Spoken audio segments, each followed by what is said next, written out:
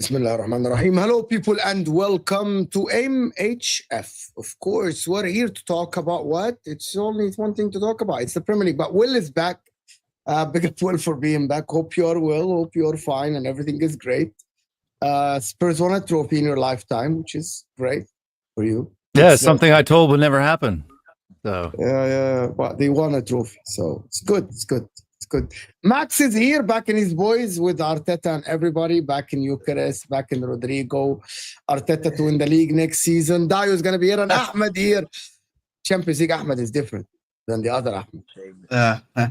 Just the same. When I met you, you weren't a Champions League Ahmed. Now you are a Champions League Ahmed. That is different, huh? It feels different being back in the Champions League. Celebrating, making like fourth spot. And it's great, huh? Celebration police is there for you. Everything is good. And of course, the host himself, Mr. Husam, is here. Of course, Don Husam is here. No need for introduction. Hit the like button, people. If you are here, subscribe to the channel. Where do we start with? We have to start with Spurs making winners, isn't it? Yeah. Winners. Mm-hmm. Yeah. How do you feel being 17th and winning the Europa League? How does it feel? It's not the best possible outcome that could have happened, but I mean, look, you can't complain. I mean, you can't complain about the league, but you can't complain with the season as a whole because, I mean, we won arguably the third biggest trophy in football, so in club football. Third biggest trophy. Third, yeah. Yeah, like your league. Sorry, the Champions League, your league, and then Europa League.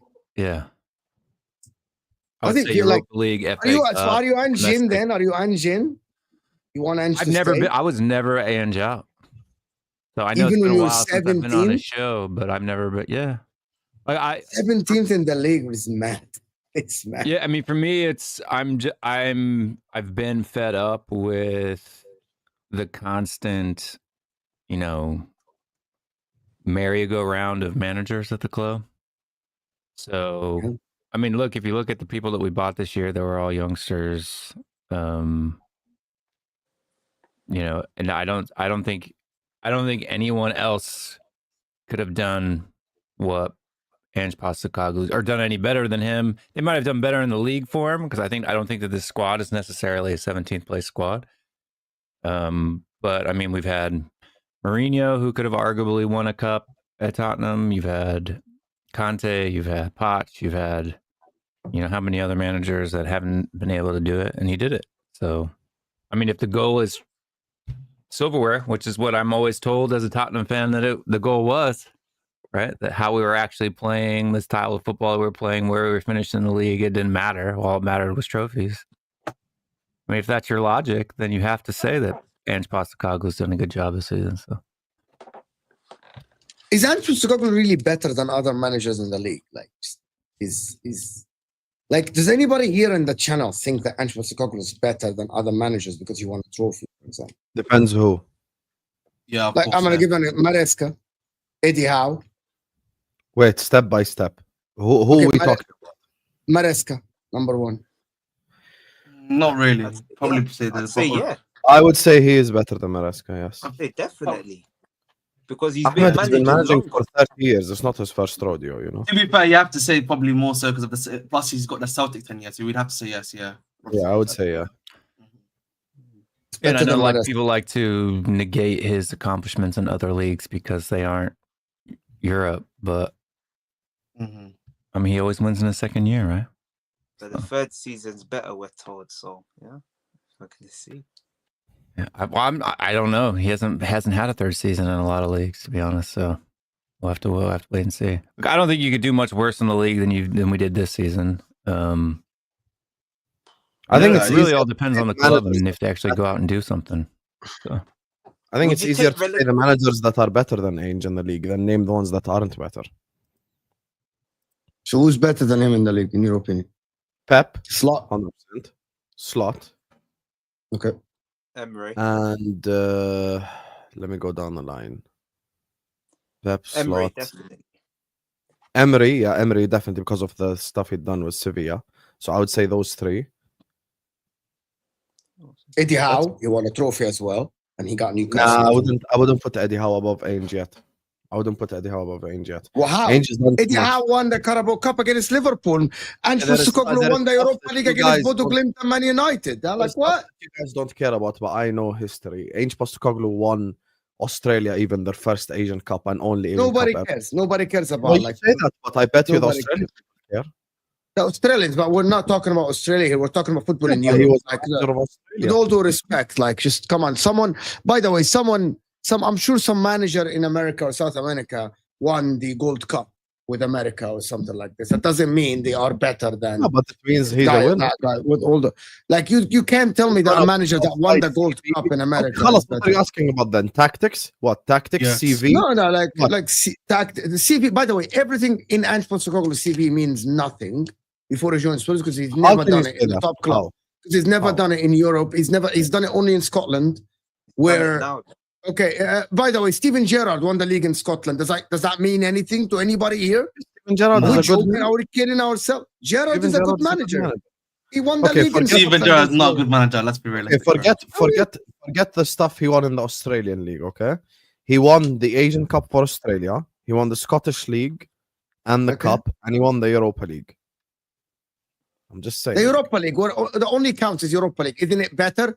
Is it better than Eddie Howe getting Newcastle? Better than a Carabao to the Cup for Champions sure. yeah, Yeah. it's definitely better than Carabao Cup. That's changed this name. Oh, more but times Eddie than- Howe took Cup. Newcastle. Eddie Howe took Newcastle from a team that is fighting the relegation. And actually, achieve- let me give you a piece of trivia. The team that he even managed in Japan has only won one league title in the last 6 years since he's gone. But who cares about Japan? Yeah, Who but cares خلاص, about Japan? There's no need, guys. Chat. I'm sorry, we're taking accomplishments into like account here. Yeah, I but apologize. Mo, I think you're missing Husam. No one cares about Dutch league either. خلاص, slot is shit. No one cares. Dutch No, League is different. Mo, Dutch you're- League is different with all due respect. You're missing Husam's point. Hussam is saying every We're club, talking CV, Mo. every club he has been to, he's performed at some stage or the other. Whether Yes. first season, second season. Now, that is a consistency with him everywhere. So the club he coached in Japan, whether you rate Japan or not, since he left, they haven't won a trophy.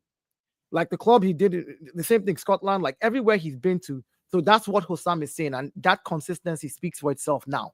At this stage, you can value the trophies. You can say, "Oh, Europa is better than Carabao," or "Carabao is better than." You can say whatever you want to say. The point is, as a manager, his consistency in every league he has been to, and what he's done with his country as well to go on and win something, just shows that he has that in his. Hassan Shahata won But Eddie Howe, Egypt. no, Three, but Eddie Hassan Howe, Shahata won Egypt 3 AFCONs. sorry, Yeah, and guess what? If we're talking about great managers, who told you he's not in there? According So, to who? so you think Hassan Shahata, for example, is better than Eddie Howe as a manager? Yeah, but Hassan Shahata has never made it to Europe to begin with, so I can't make that comparison. But Ange made it here. So if Hassan Shahata tomorrow becomes the manager of Brighton Yeah. and they finishes 5th, and you They ask win me who's Europa the League, better yeah. manager, guess what? I'm gonna bring it up. I'm gonna say, Arteta, Hassan Arteta Shahata won won. the FA Cup. So we have to be honest. Arteta won the FA Cup, and Correct. Postecoglou But won. winning the Europa League with Spurs is more impressive. So What, you we think get it Ange Postecoglou is better than Mikel Arteta as a All due manager? respect, last time Spurs won a trophy, I was 13 years old. So yes. Okay, so you think you think Ange Postecoglou is better than Mikel Arteta as a manager? Yes, No, yes. why not? based on You think if Ange Postecoglou is managing Arsenal today, they would be challenging 3 years in a row, reaching a Champions League semi-final? I think they probably would have won Beating the Real league Madrid? already. won something.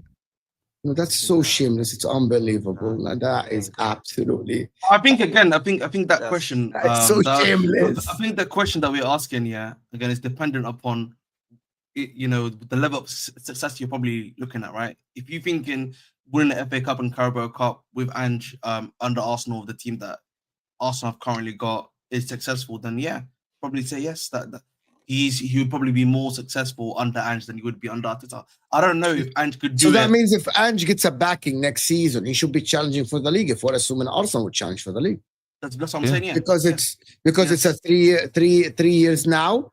He has been with the same club, so he should be challenging for the league. Yep, and he Should be. He should be, And he should be but getting, he's not. and he should be getting back. So does anybody? Okay, so he should. Does anybody here think that Spurs will challenge for the league? Hell no. Anyone? Anyone Hell no. close to top five? So here's the thing. Depends. Here's I think it just depends on who we get in Here's in the the thing summer. about- We still don't have wingers. We still don't have a striker that's actually functioning. Yeah, with all somewhat. due respect, you have Brennan Johnson, who's more effective than Martin. Yeah, but we need more than just one guy who scores, now Yeah. and then. You know what I'm saying? You have Definitely Solanke, who top four. probably would start for Arsenal, probably. Yeah, You have Arsenal doesn't Kulusevski. have a striker. You have Kulusevski, who might be a 10 that is better than Odegaard at the current moment at Arsenal. Yeah, I mean, Koulibaly is good. hence why they should. I never have been said Koulibaly challenging wasn't this good. I season. never said we need a new midfield. So I think Yeah, James this is also Madison's players. Yeah, Youngmin Good. Son is probably more effective than anyone at Arsenal at the current moment, more than anyone else. So at Mo, Arsenal at the so current Mo, moment. by that logic, then they should have been challenging this season. They should have.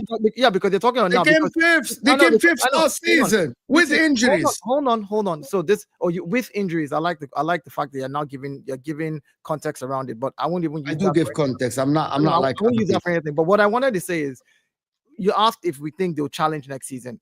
I don't think the consistency that they showed this season in the league, right? All of a sudden, because they won the Europa. And again, I've always been consistent with this. Knockout tournaments for me, I've said it before. When you get to a certain stage, it's a game of go in there, win. It's a knockout tournament. You got one game to play, go in there, do your business, and try to win.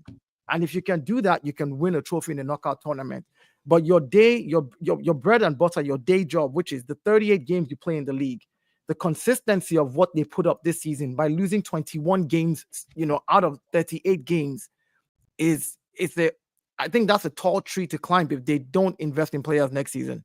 I think that if they don't bring in more better players, a deeper squad, that's a tall tree to climb. I think every team has things that they need to work on. We need to work on. We can't be having 14 draws in the season if we want to win the league. You can't do that. Those are things that simply means that you're not finishing your games. So we need to work on finishing our games. When you lose 20 games plus out of 38, that says a lot. So let's see, in knockout tournaments, anything can happen. You can go in there, do the business, score one goal, keep it tight and locked up. The other team is unable to score. You go on, you move on to the next round. You know what I mean? So that happens. But yeah. So that's we don't have depth in the squad, right? That's the point. That's When you play over half the season without your starting back line, that's what I just said. Going to impact your points. Will, that's what I just said. Now I said if you guys go on and invest and you bring in more quality players and your squad, and you now have depth in your squad, then maybe you can surmount this season's 21 losses, where you can actually work on saying, okay, we have Yeah. more depth. If we need to play this game, we can play this person instead. If this person is injured, we can bring somebody in. If you don't invest and maybe like your owners do what they normally do, which is, oh yeah, we really just like, oh, we want something. Let's just bring in a couple of players. You know how, your guy likes to just bring in a 65 million Solanke. To be fair, That's going to fix to it. be- I think if he to does be- that, that'll be unfair to you guys. Yeah. To be That fair, was I think with Spurs, they obviously need to. I don't know if you're going to be able to lock down Romero to a new contract, or if it's looking like he's going to be sold. Right? I think he's got 1 year left in his deal. What's he No. got? Is that something that? No, he said he's staying until he finishes his career. All right. Well, fair enough then. Obviously, you need to get a backup for him. Probably a much better backup. Obviously, probably. Yeah, we only have 2 center backs. We have Romero and we have Van Ven. That's it. Yeah. The other, We don't have. hence the investment. Hence why you guys need to invest Do heavily. you know if Danzo's good enough to be maybe a backup for you guys, or do you just, or would you probably say get someone? To be honest with you, I don't know a whole lot about it.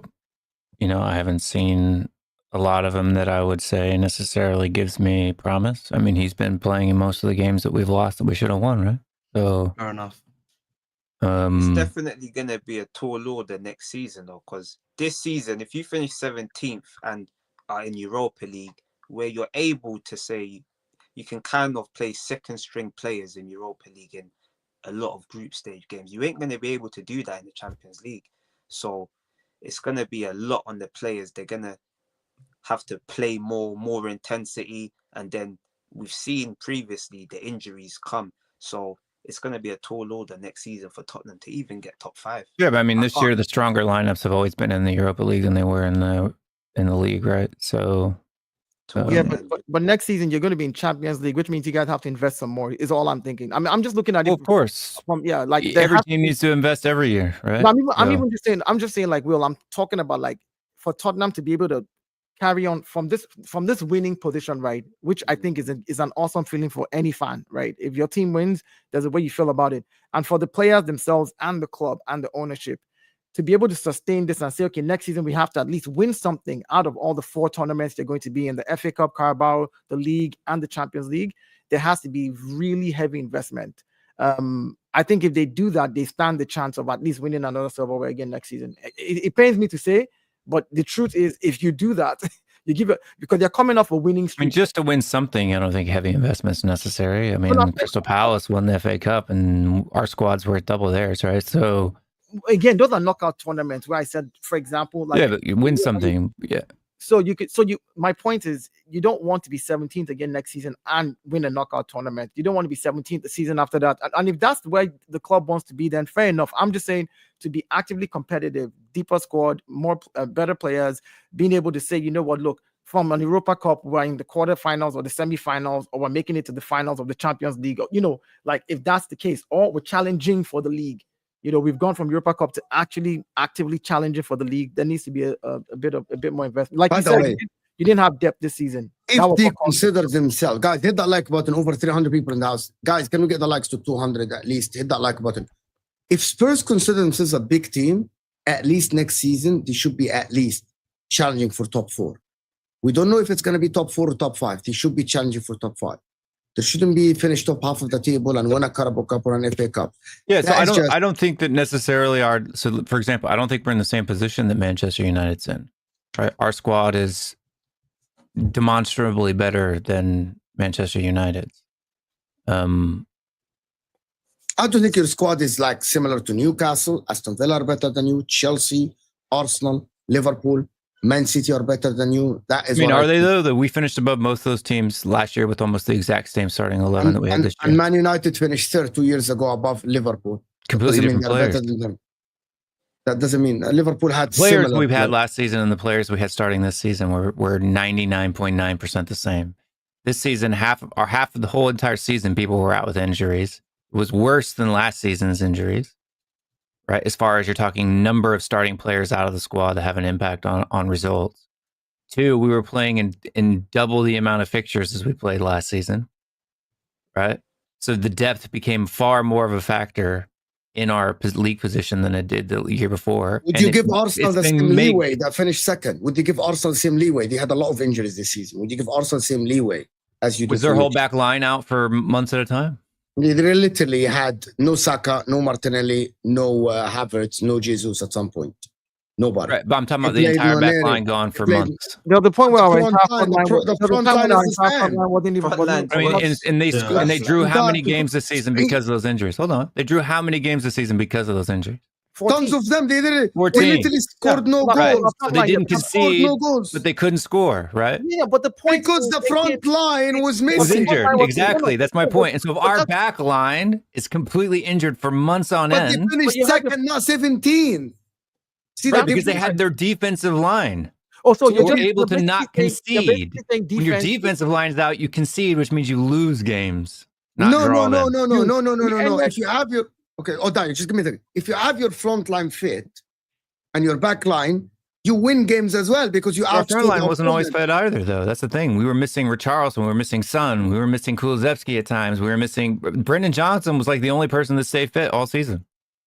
He scored what, 18 goals? Solanke played a lot of games. He didn't score a lot of goals. He played a lot, but he didn't score a lot. But he didn't play all of them either. He was injured and he was in and out too. Arsenal had injuries as well. Will, listen to this. There were A games. lot of teams have injuries, There yeah, were, man. there were games where Everyone gets we played injuries. Ain't an Everyone gets excuse. injuries, and that's why you have to have a There were squad. games where we It's played, not an where we excuse. played where we played Kieran Tierney on the left wing, a left back. We played Marino up front as a 9. Like this is what we were playing with in some games, in a couple of games, and it happened and there are other games. Look, that's why I said I won't even use injury as anything. I'm not, because it's part of the game. The one thing, Never said it wasn't part of the game. It still impacts the game. I didn't say you said. I'm just speaking generally. I didn't say you said anything. I'm just saying generally that for me, injuries are part of the game. It is what it is. It's a manager's job to figure out a way. Just like when we had injuries up front, we found in Mikel Merino that, fine, he's not a striker, but he scored goals for us. Also, you bought a defender in January and done so. And we found a way to stay. We found a way to stay in the position where we were at least pushing and challenging till the very end when we could not anymore. You know, if challenging to the very end. What was the point gap between you and Liverpool this season? They won it like 9 months ago. I'm talking about Champions League as well, where we pushed into the semi-final. I'm saying we were challenging till we could not challenge anymore with the squad. Forget injuries. I'm not using injuries as an excuse. That squad challenged up until it could and could not anymore. You're saying because of injuries, you're 17th. But because of injuries too, you won the Europa Cup. Didn't say that's the reason why. Like, did you not win the Europa Cup with the same squad that you're talking about that had No. injuries? The same squad that played in the Europa League didn't play in the league. That's exactly my point.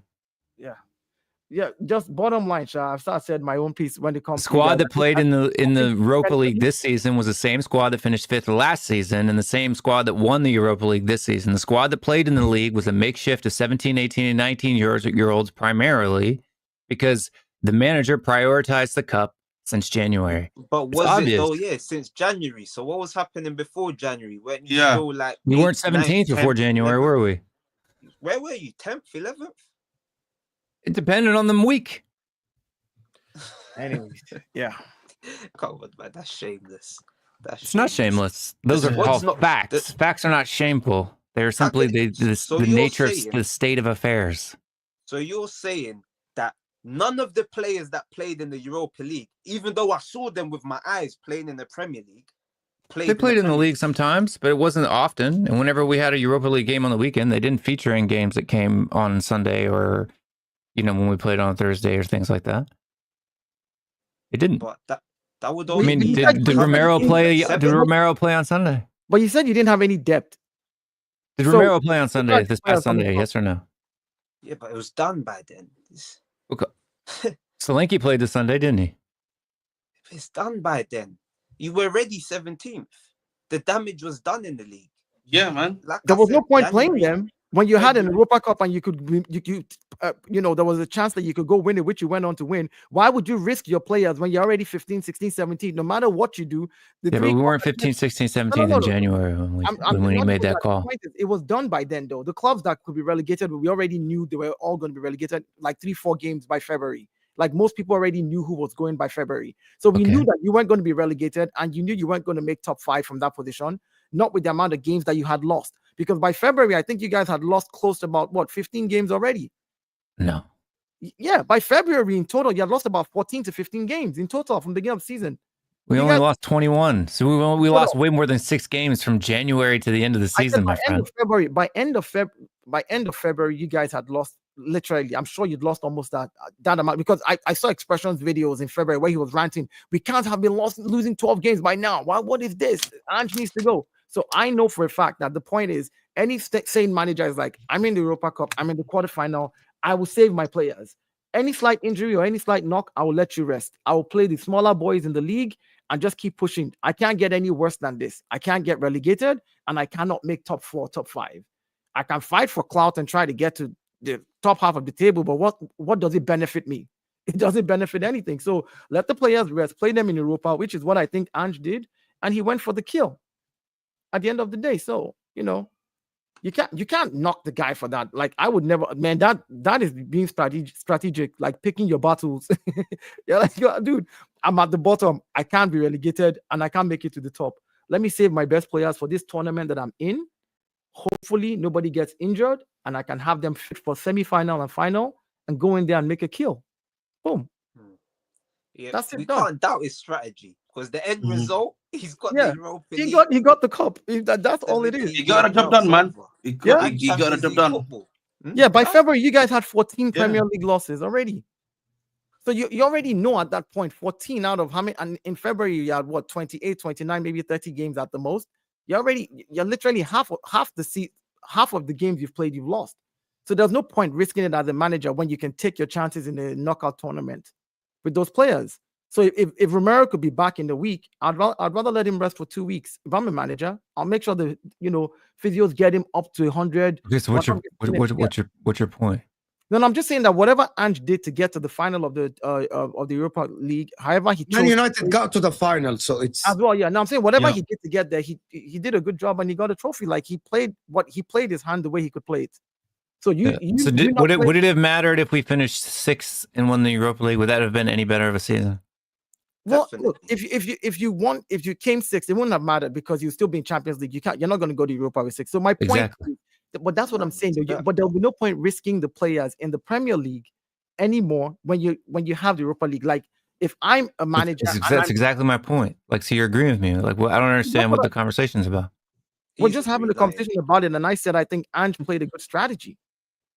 That's what I said. I think Ange made a good strategy by not playing a lot of your good players in the league when he realized there was nothing to fight for in the league. And would rather, I'm just saying, but like Mickey Van der Boom went down with that hamstring injury. What, week 3, 4?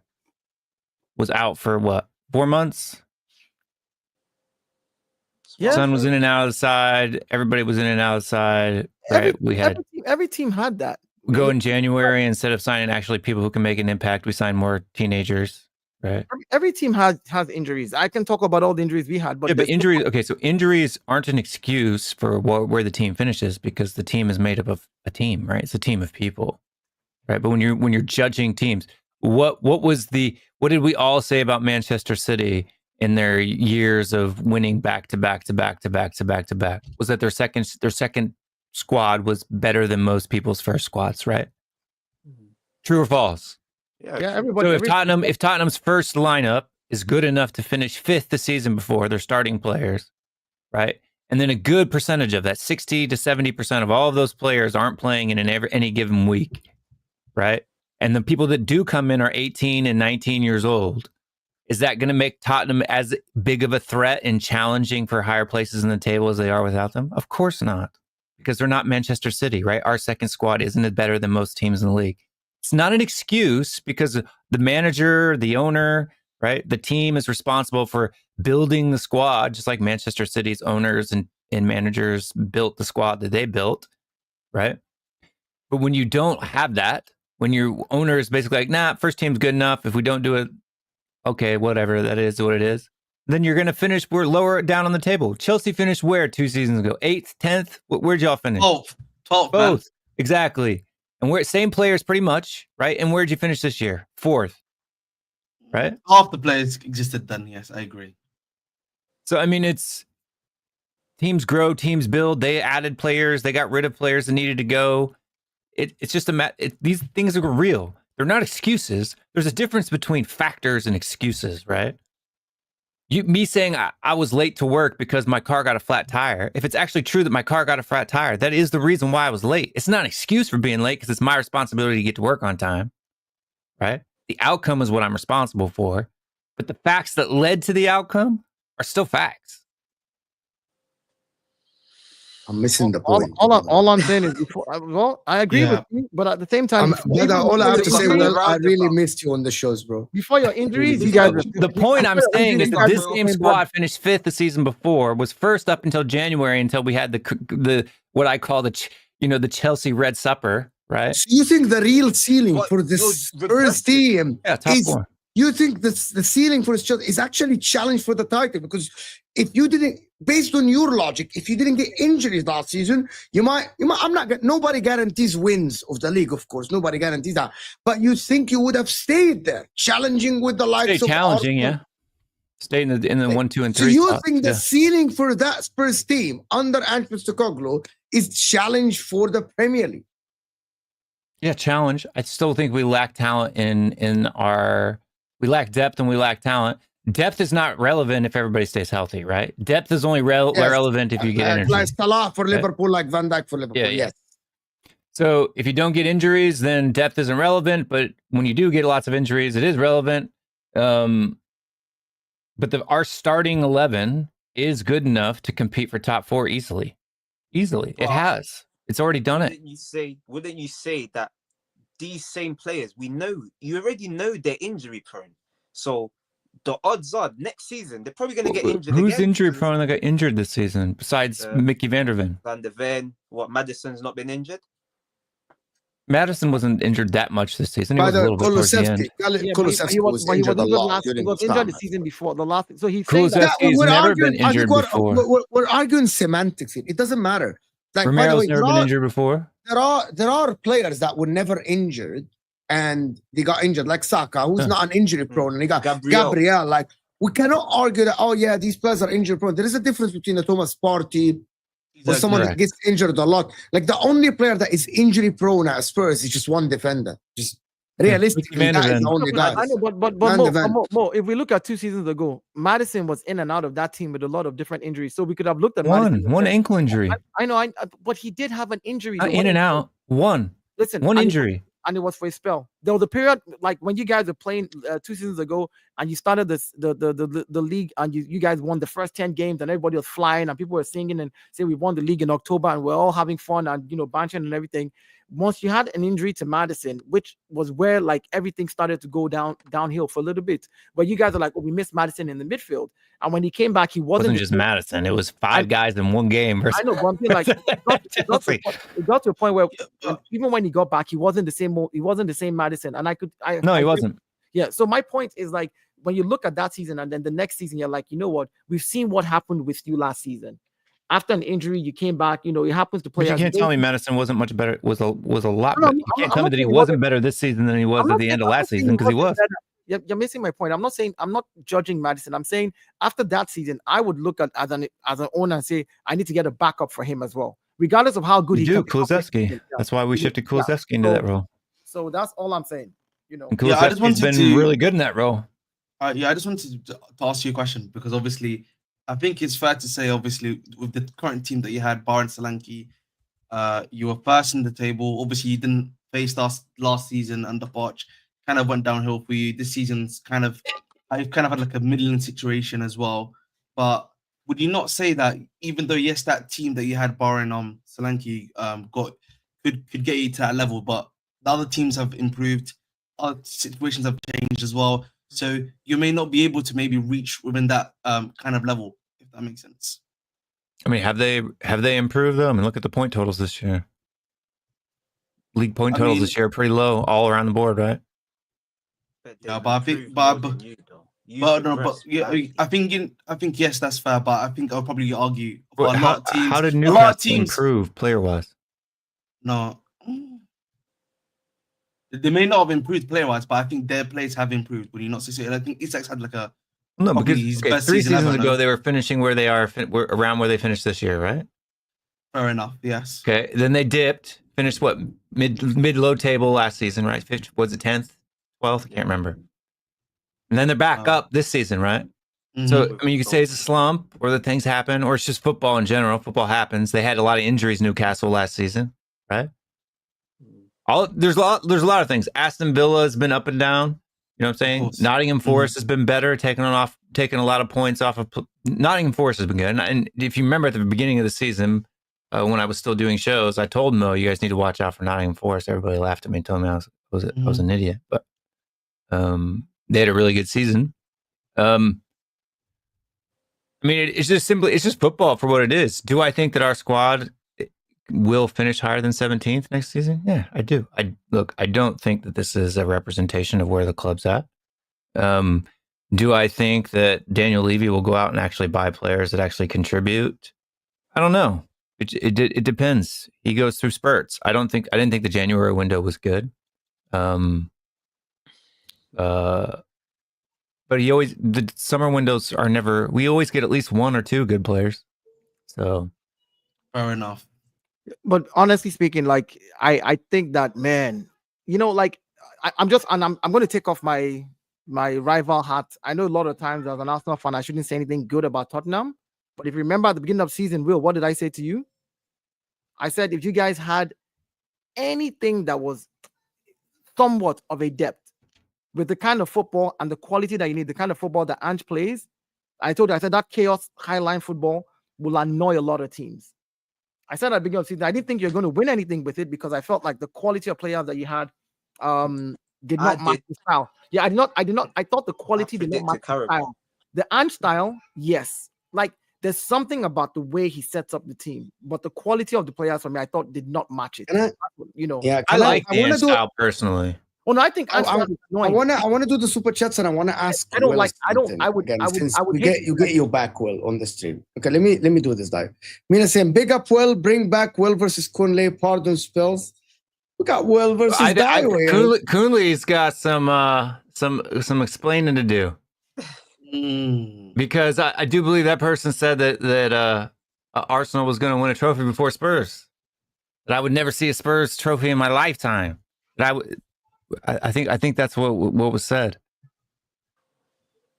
Yeah. Let me just big up Kunle. Now, please hit the like button, everybody. We almost got 500 people in the house.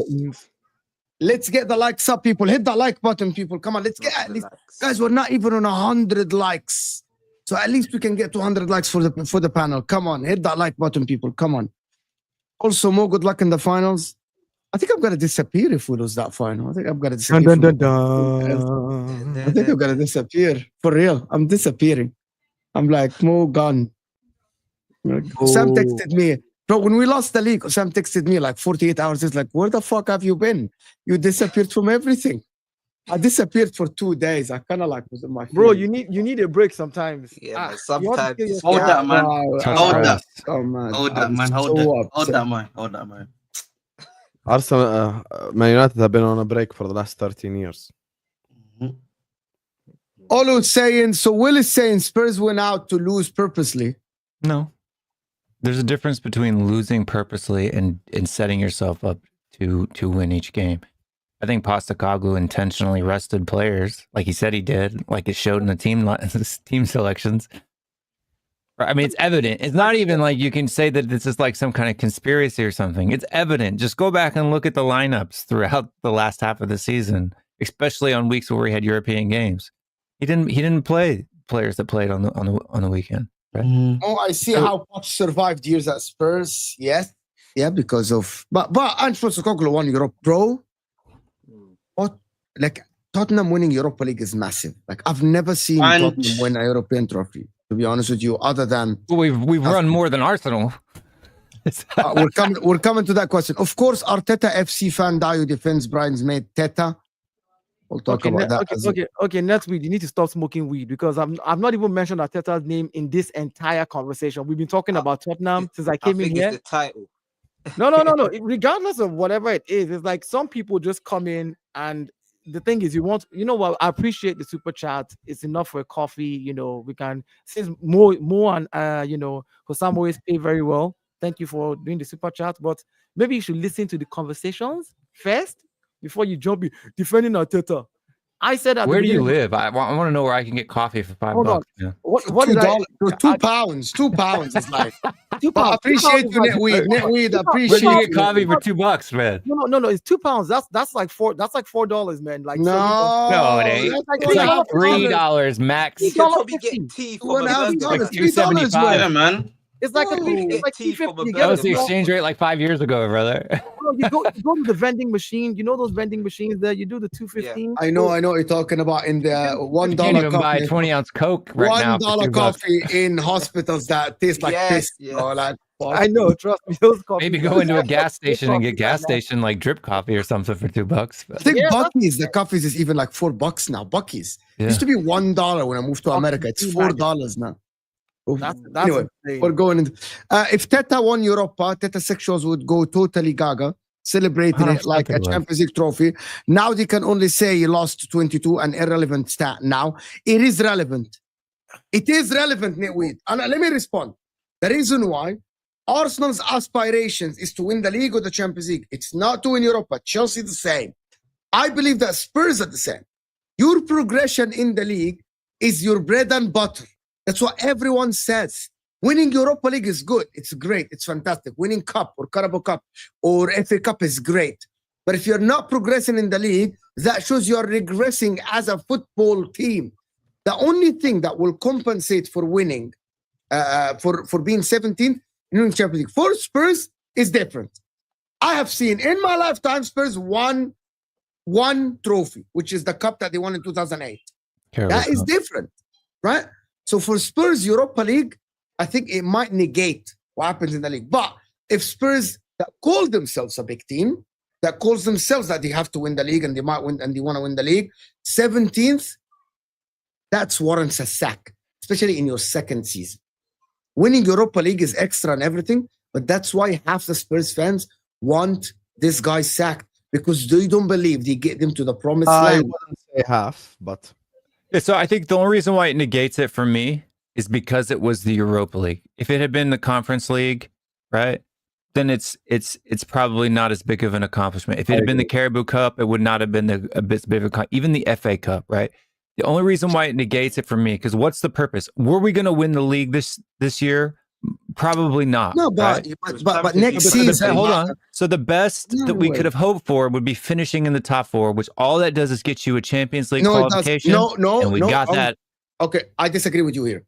If a team comes from 6th to 3rd, for example, under the same manager in 2 years, that means that manager has progressed. That means the year after, you go and try to win the Champions League or the Premier League. You can't tell me sitting here now. Number one, I'm going to ask a question. What is the aspirations for Spurs? Is it like Palace and other teams? Is it winning the champs in the Premier League or winning any cup? Champions League, Premier League. That's it. So that means if you move from 5th to 3rd, that means the year after, you go to try to win the league or the Champions League. But being from 5th to 17th, that means you're going backwards as a football team. You're going backwards, right? It can mean that, but it doesn't necessarily mean that. And I'll explain why, right? Because if you look at the player's face, like, I don't know if you guys saw it today, but James Madison had this golf outing or whatever, and he was on TalkSport or doing whatever. Do you think he would have been happy finishing 5th and qualifying for Champions League as he was, as elated and motivated? Hold on. He's basically saying that he would basically run through walls for the manager, right? That he had a plan. They all kind of questioned it for a while, but it came to fruition, and they've all focused. No, What better mental mindset are they going to be in? Hold on. What better? No, but I do have to say something just to agree with Will. No, this is I need to respond to him. Well, there is a statement that makes everything you're saying 100% accurate. The roles were reversed 10 years ago. Spurs were the one challenging for leagues, and Arsenal were the ones winning FA Cup. I remember watching on YouTube, all I heard was, what have you won? What have you won? What have you won? Even though Spurs are more enjoyable to watch, even though Spurs got to a Champions League final, even though Spurs were playing beautiful football, even though Spurs, had the technical players and, Son, Kane, Moussa Dembele, Kyle Walker, everything, and they were cooking. The statement we heard was, what have you won? Now the roles are reversed. Okay, Arsenal were never 17th. I understand that part. However, the reason why Spurs are 17th and not 8th or 9th is because the quality of the league is a level above now. Because the Bournemouth and the Brightons and the Brentfords are all better than the mid-table clubs 10 years ago. Aston Villa, Newcastle. Liverpool right now, as things stand, we're about to take Bournemouth left back. Man United, forget Man United. Manchester City, Arsenal, and Liverpool could be doing with the 16th place striker that Wolverhampton Wanderers have, called Cunha. He would make all of our teams better. Every single one of our teams would be better with Matheus Cunha on the team. That's the 16th place team. So that's the reason why that Spurs are in 17th. Guess what? Some of the bad Man United sides, some of the bad Arsenal sides, some of the bad Liverpool sides, if they had to face the Bournemouths and the Brentfords and the Brightons and the Fulhams of today, maybe we would have finished 10th, 11th. You never know. Yeah, because but Husam, two things can be true. Like things can be true, really bad sides at our football club. Arsenal have gone through like a mini bad banter period, where they were horrible. We had that part as well. The problem is the mid-table clubs back in the day weren't as good. This is the reality. But Husam, two things can be true though. We're talking about progression. In isolation, when you talk about progressing as a team, right? So for example, for me, I think that Arsenal regressed this year and not progressed in the league, because we did better point-wise in the league last season. Goals-wise, we did better last season. This season, I agree with you. Mid-table teams have gotten better, hence the many draws, hence the losses, and all of that. That in itself tells you that from last season, because you expect that the league gets better every year, that if you don't up your level and you regress from where you were last season in the league, now you can. This is why I separate like Champions League, Europa, FA Cup, Carabao from the league. I separate them because look, you can go in there and play a Plymouth, Plymouth, and they whack you. Bro, like, no. I'm sorry, but I gotta interrupt you because you know just as well as I do. If you guys would have won the Champions League this year, though, you would not be on here in the stream right now saying you regressed. No. But you're missing. No. What I mean by we regressed in the league, in the Champions League, we did not regress. Last season we made it to the quarterfinal. This season we made it to the semifinal, which I was now like, you're in a position to at least just go there and figure out something. To figure out something, win the semi, make it to the final. So for me in the Champions League, I would not call that regression. I'm saying in the league, points-wise, goals-wise, we regressed in what we did from last season. Yeah, but the only reason why you're talking about this is because you didn't win anything. No, it's not. Forget winning the trophy at the end of the day. If you had won, you would not be saying you regressed in any form or factor, bro. I'm having a conversation about what position the team is in. If you want to talk about winning trophies, that's on a banter level. That's the only thing. Winning, listen. Winning. I mean, when you don't win. Can I say something? Listen, winning something is only for banter at the end of the day. Oh, my club won this. We have more trophies than you. But if we're talking about has Arsenal gone from what they were last season to a better team this season in the league? No. In the Champions League, yes, you went one step ahead.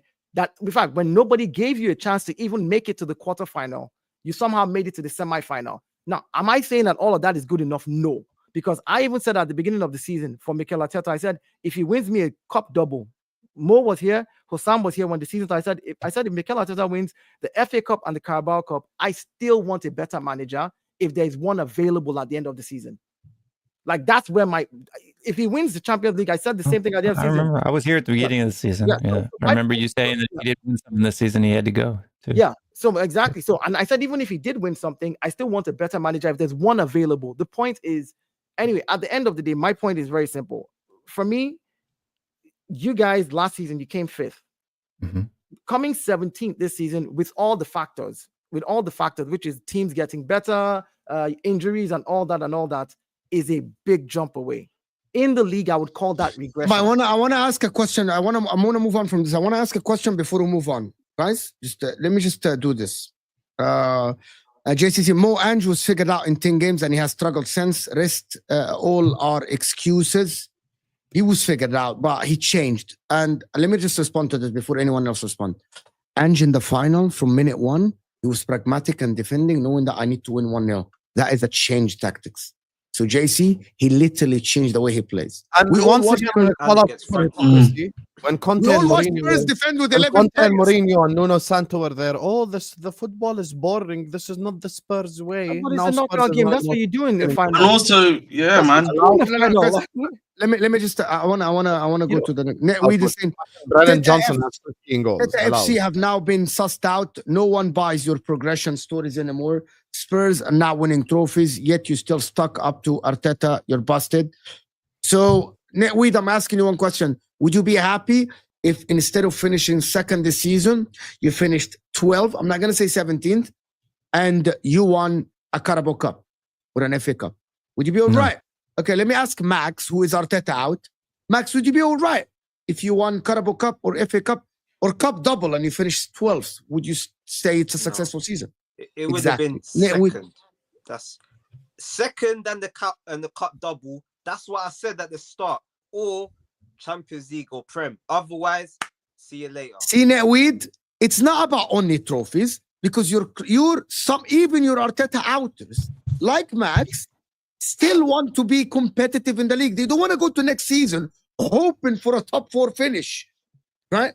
So people want to see their team win, Netweed. So you're wrong. Right. If we get second next season, Teta will have actually completed the bridesmaid four-peat. The heck are we doing out here? Where is the accountability? Okay. What is Netweed? See, Netweed, I don't know what type of, hold on, I don't know what type of weed you smoking. You need to change the brand. It's either it's laced with something, or you have a mindset of not being objective about what you're saying. Okay, let's be realistic about it. Husam just said 5 minutes ago, a lot of teams have improved in the Premier League, which means it's gotten harder.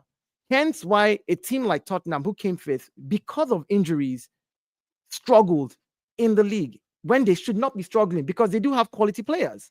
Let's call a spade. But because of injuries and because other teams have gotten better, and you don't put that same context for your own team, you say he came second. A team that like Liverpool, who won the league, who can look back and say maybe they had very minor injuries to like key players, like proper key players. They had Salah the whole season. They had Van Dijk the whole season. Trent in and out. I know about that one. Alisson probably in and out. But then players like Gravenberch, stepped up.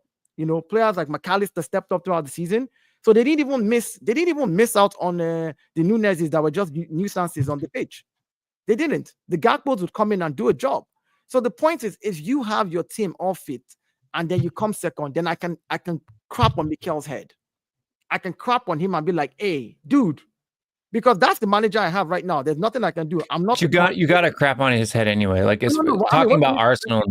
Listen, I can crap on his head. Again, I'll give you an example. In January, we wanted Ollie Watkins. The club did not go and get Ollie Watkins. That's not Mikel Arteta. He's not the one writing the check. If the club doesn't get him Ollie Watkins, you didn't get him a striker, and then he moves Mikel Merino up there, and Mikel Merino does a job. As a coach, I can say, you know what? You figured out a way to put the ball in the back of the net with what you have. So far, so good. It's not won you anything, but the only time I can crap on you properly and say, listen, dude, you need to get the hell out right now is you have all the tools that you need. Everybody's fit, and then we're losing games. At that point, you hold nothing. To be honest with you, the manager thing, it matters, right? Just look at Liverpool. In fact, I owe all Liverpool fans an apology.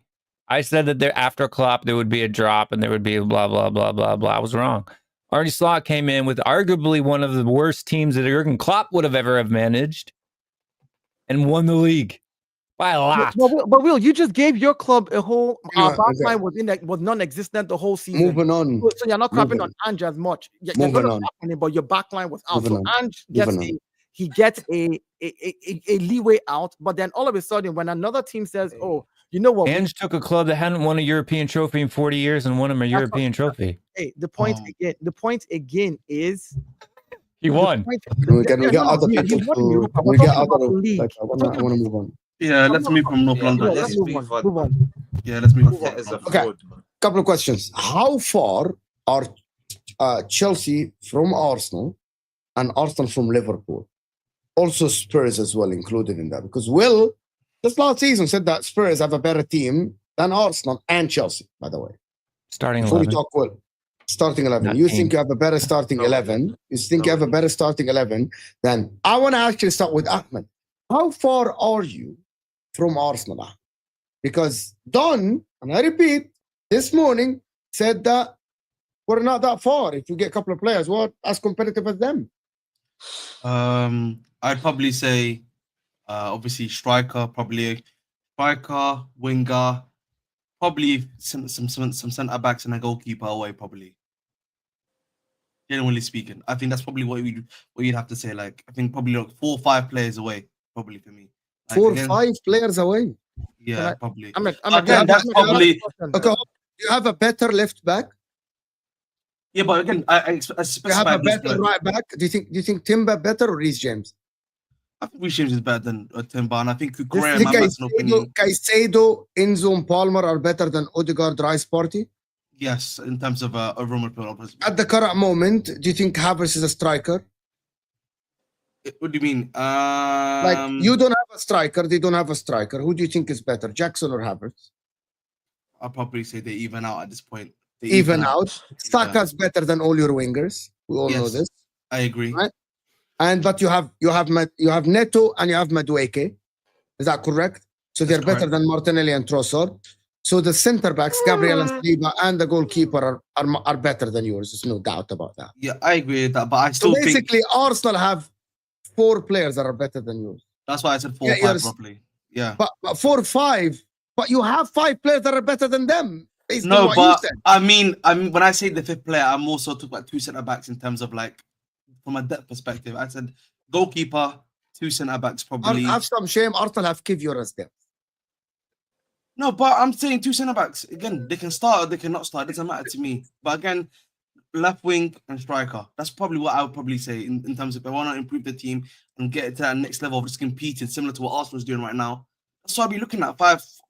Okay, so what you're saying, Ahmed, is if you guys add 4 or 5 players to your current squad, you'll catch up to what Arsenal is. Yeah, but those guys have to be of quality. And so I know. Of course, no, we're not talking. That's by default. Like, who would think that you'd want to go and get crap players? They have to be of quality. So now, let me then ask you, while you're adding 4 or 5 guys to catch up to Arsenal, right? If Arsenal adds 3 or 4 players or 5 to their own squad. Yeah, but again, I think the question, the question that no. But I think the question asked me. The question, because the question that Mo asked me was to get to where you guys are currently doing, which is competing, right, and actually getting to that level. Again, if I want to do what you guys are doing currently, I need those 4 to 5 players. But that's what I'm saying, Ahmed. I'm saying to do. But then I think your argument is then if we improve, we're doing something different, right? Which is why I understand. But I'm not trying to debate that point. I'm just saying compete with you in the same position as trying to compete, try to win the title, and maybe if not, get 2nd place. That's what I'm looking at. Bro. I get that, and I hear you, and I don't, your team better than mine, so you would probably be in a better position to decide how many players you think you need to catch up to perform like we are right now, even though we're not winning anything with it. We're talking performance-wise, table, whatever it is. Yeah, So if you're saying 4 or 5, I'm just saying that what then happens when other teams that you're trying to catch up to also bring in quality? Because remember, you're trying to catch up to right? This is what we're talking about. You need 4 or 5 players to catch up to what it is that Arsenal is doing right now. If Arsenal and the likes of Newcastle as well, the likes of Aston Villa, the likes of Liverpool, all these guys at the top all go and invest in 4 or 5 quality players as well. Yeah, that's fair enough. They can invest where does that okay? It's a question. Okay, that's fair enough. That puts you then? All right, that's fair enough. But then I also have a team that's a very young team that is also going to be improving too, right? So then I can also rely on what my team is giving me, plus those 4 to 5 players, include I'm talking about, to get me to where I'm expecting to be, right? Okay. I think for me, unlike probably an Arsenal, I would probably argue, right? Chelsea still have a bunch of young players that can still improve. I'm still adding more quality to that team in the future as well. So that's the only thing I would probably say that's a bit more different to your situation. Yes, you may add via transfers, but we've already got pre-planned transfers that are coming in, plus transfers we're trying to bring in, plus players in the squad that still have a bags of potential that I'm hoping that my manager can still bring out to even perform to that level. So I hear you. But I think my question wasn't answered. I said how difficult. You didn't let me finish. I was like, so how difficult do you then think it would be? I don't think it's going to be that difficult, to be honest. I mean, again, so that means all you need to do, again, I would probably argue, if you look at the season, we had like a very, very bad middle of the season, but to have ended up where we currently are, I probably end the table with the point tally. We are literally, I think someone said this to me literally before on a previous stream. We are 2 Ipswich wins instead of just draws away from being on the same amounts of points of you guys who have regressed. So again, me saying, you know, if a team that's been very poor for me in the middle of the season to be able to do that, I probably have to say that it's not going to be that hard. And also, I do want to say something to what Ahmed is saying. Mm-hmm. I'll say this as a supporter of club who have seen my club actually be through the mud, not finish in fourth place. Here's the thing: it's always a lot closer than what you think. Mm-hmm. In 13-14, I saw Luis Suarez and Daniel Sturridge with Stevie almost carry us to a league title by themselves. We were nowhere near as good as Man City. We were not even better than Arsenal at the time, even arguably other clubs. You know, we were not as good as them at all. But it just took one world-class player to change everything. Now, that's why I've been banging on. And actually, Chelsea fans have agreed with me now that this summer is one of the most important summers for Chelsea. Why? Because they need to switch things around. They need to change their approach. You want to forget, listen, with all due respect, forget Arsenal, forget City. Your benchmark is the champions. Your benchmark is who is the club that's winning it. Exactly. I want to be a winner. I want to start winning stuff. I want to compete at the highest level. I want to go to a title race. And as much as people will mock it, but at the first time we didn't mock Arsenal, at least. I want to go to a title race and, you know, be at like match week 36, be able of winning the league. I want to go to the quarters of the UCL. I want to be back to being like, you know, like actual Chelsea in and thereabouts. How do you do that?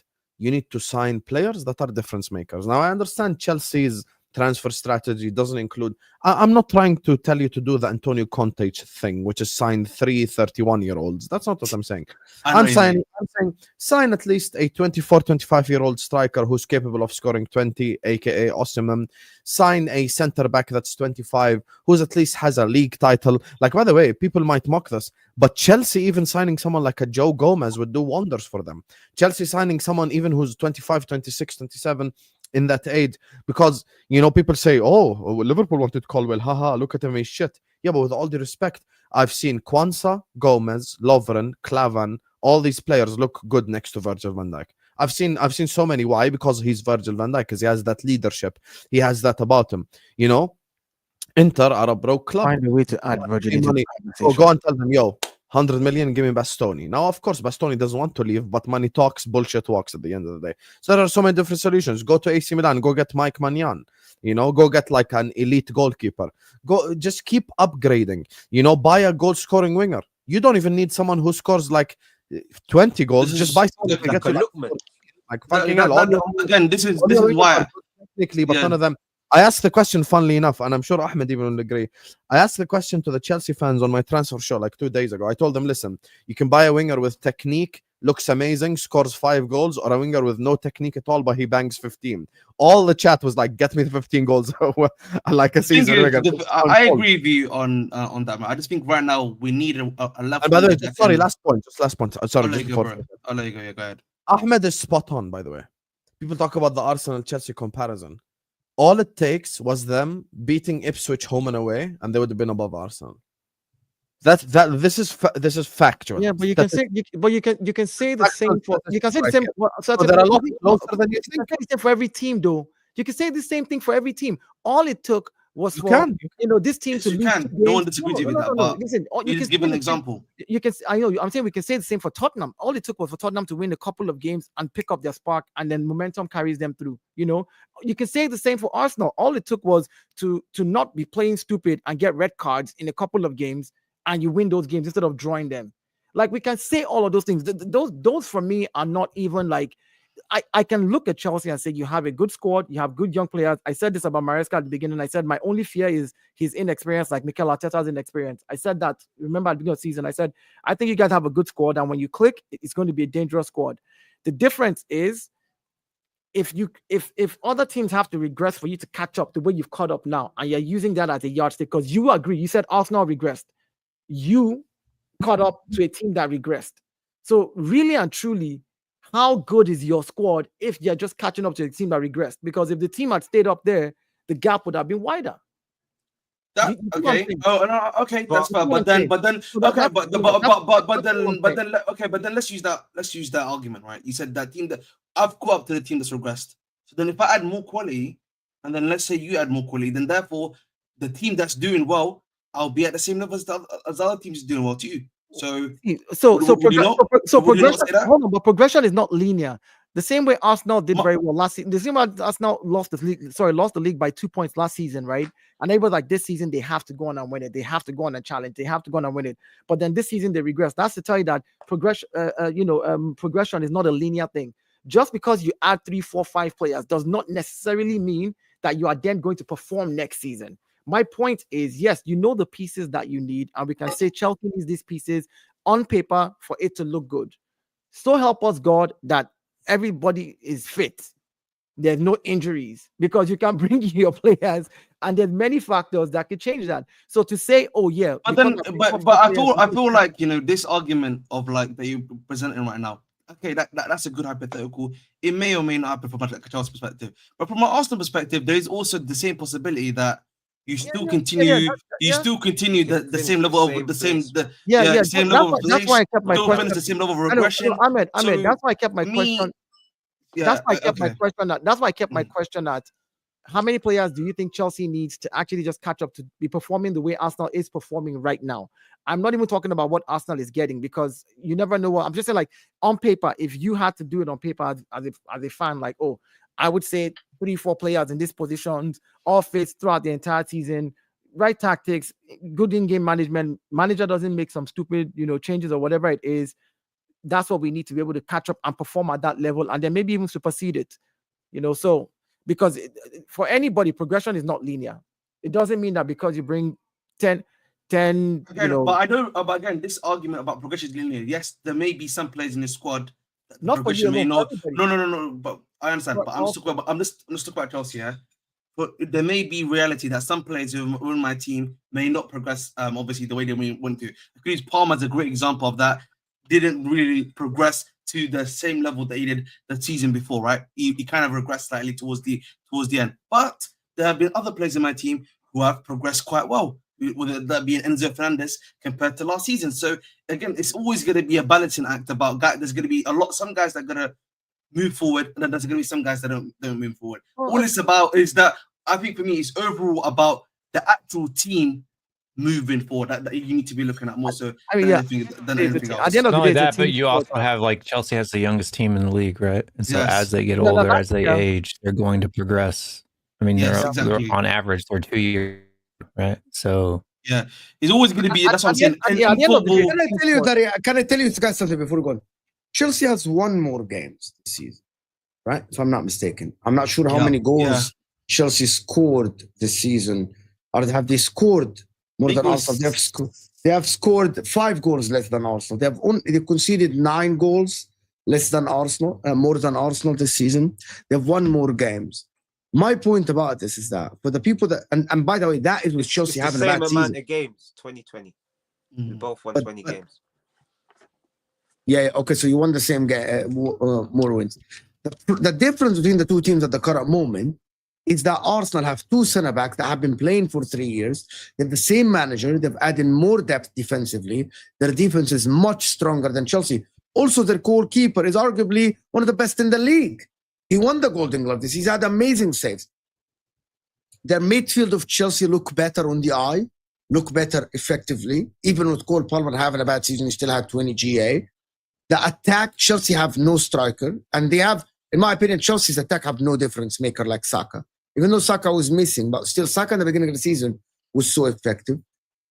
I don't think that Chelsea are that far from Arsenal. The only thing that Arsenal have above Chelsea is stability. Right? As Arsenal have way more stability. They have been with the same manager for over 5 years now. They have a squad that knows how to handle games, not lose. But in terms of, like, if I'm looking at this Chelsea, and I want to ask a question, very simple question to this. What gives stability? Can you define that? What gives the manager coaching the same system for years, so players know what to stand on the pitch. The players know what to do in situations. It has been. I've been through the same situation for seasons, so I know when to defend, when to attack. Right? So that means that we give Maresca a few years too. Then regardless of how many players you bring, because you're saying the only thing that Arsenal has over Chelsea, if that's the only thing, if stability, I didn't say that the only thing. You said I said one of the things, one of the main things. One of the main things is stability. No, because I said defensively you're very stronger than them. Goalkeeper. I'm not even going to compare defensively, midfield, and attack, because as a squad, as a team, as a club, if stability is one of the main things, and you just said it takes time, I'm agreeing with you. You just defined it that stability takes time. Same manager playing the same system, getting everybody together over some time, which means that what we're saying in essence is for Maresca to catch up and be performing at the same level, he needs to have stability as one of his things. Because there are I'm not saying calling Maresca a genius, but there are people with the right players but there are people with the right players, with the right injection in the team that can actually achieve stability within shorter time. The difference is, for example, I'm going to give you an example. If Van Dijk left Liverpool on a free and Chelsea said, here you go, this 500k for 2 seasons, come join our club, play next to Levi Colwill. Do you think that by itself cuts a year or two in Chelsea's trying to achieve stability defensively? I think so. There are managers that are very good in these things. I'm not saying it's only Maresca, but Chelsea have players that are capable of doing this, right? They need experience defensively, for example. Imagine if Chelsea tomorrow go and sign a top goalkeeper and a defender that is so good, like Van Dijk, for example. It doesn't have to be Van Dijk level, but someone who can be leading the Chelsea defense. The Chelsea defense will absolutely just cut a year or two. Instead of him coaching Fofana and Colwill for 3 years, you cut that by adding that quality there. Let me give you an example. You add a striker tomorrow that doesn't need embedding in the squad, a striker that comes in banging goals. For example, Lewandowski. Lewandowski went to Barcelona, bang, bang, right away. Right? If Chelsea added Lewandowski 2 years ago, instead of him joining Barcelona, he went to Chelsea. He doesn't need time to be embedded in the squad. That's what you get with the money. You pay money for this. I know, but hold on. We pay money for this. This club has spent 1.4 billion already. This is the club they recruited. That's why Husam said they recruited wrong. And that's why. But again, that's the problem. But hold on. I need to actually say one more thing before I go on. But the difference between that is that Chelsea spend the money getting young players that needs time to actually achieve stability. That's what Husam have been screaming for 2 years. That's what I'm saying. Change your approach. And that is the caveat. Mo, say that again. Mo, say that again. So the question to you is very simple. No, Mo, say what you said again. Okay, I'm gonna tell you the question. The question is very simple. Arsenal this summer signed Delap and Chelsea signed Eucharist.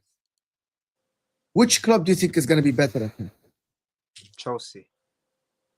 Yeah. Right away. See, right away. Even straight away. Because right? We know Delap because unless Delap is going to be an outlier, which is why we'll watch him. He's not an outlier.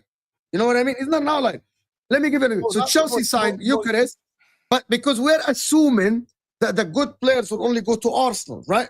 But what if Chelsea signed Mo, you're saying one experienced player going to Chelsea with their young squad changes them dynamically so much that Chelsea becomes way better. But you're saying an inexperienced young player who can also put the ball in the back of the net coming to an Arsenal team that is more stable cannot propel that young player. No, it will be.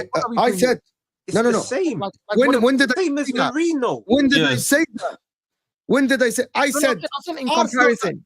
You said you gave a couple of. I said very straight. Arsenal sign a Rodrigo or a Liao if Arteta can manage him and a Eucharist.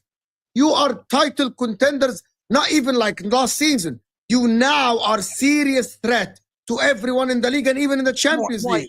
I hear all of that. That is what I mean. You said something earlier and I wanted you to repeat it. You said what Chelsea did is they spent money to buy young players who need time to build stability.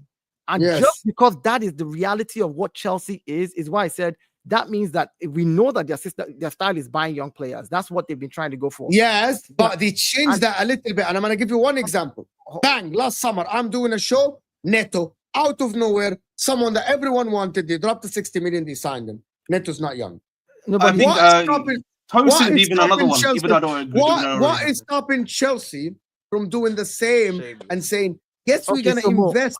I know. Mo. Yeah, But like, I give you. That's when I add. I know. That's Mo, when if I you take- add. listen, Why- sorry, why- Dayo, okay, listen, Hold on, Ahmed. Hold on. Let me just put the scenario. You take the exception and make it the norm. Neto is the exception in Chelsea. Like Chelsea, we know by the norm like to sign young players. You can't say because they went out one No, time. but I disagree with you. Hold on. Can I give you another example? Let me Can I finish. give you? I'm gonna give you another example, so it's not Go on. exception. Go on. You signed Draya from Brentford, turned out to be great. They did the same with Sanchez, and he turned out not to be good, right? So they recruited wrong. But Sanchez is not a young goalkeeper. Yes, they signed Jorgensen or whatever, but they also dropped the money on an experienced goalkeeper. That turned out to be shit. That happened. By the way, that happens all the time. You drop the money on the experienced player and be shit. That means the recruitment was wrong. But Chelsea don't have one. Tilson Adebayo.